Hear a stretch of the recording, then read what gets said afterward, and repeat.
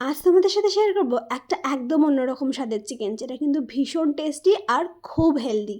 তার জন্য নিয়ে নিয়েছি কিছুটা চিকেন, পেঁয়াজ, ক্যাপসিকাম, থেতো করে রাখা আদা রসুন আর কাঁচা লঙ্কা।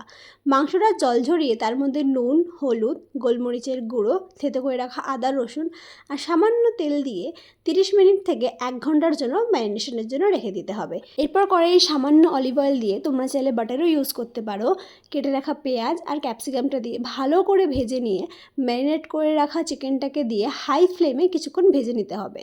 তারপর ফ্লেমটাকে একদম লো করে 15 to 20 মিনিটসের জন্য ঢেকে দিতে হবে।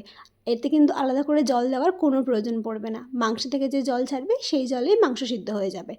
এরপর মাঝখানে কিছুটা জায়গা করে এর মধ্যে কটা ডিম ফাটিয়ে দিয়ে দিতে হবে। আমি এখানে 2টো ডিম ব্যবহার করলাম, তোমরা চাইলে তোমাদের স্বাদ মতন ডিম ব্যবহার করতেই পারো। রাতে ভাতের রিপ্লেসমেন্টে কিন্তু এটা একটা ভীষণ হেলদি অপশন, একবার ট্রাই করে দেখতেই পারো। আজ তাহলে আসি।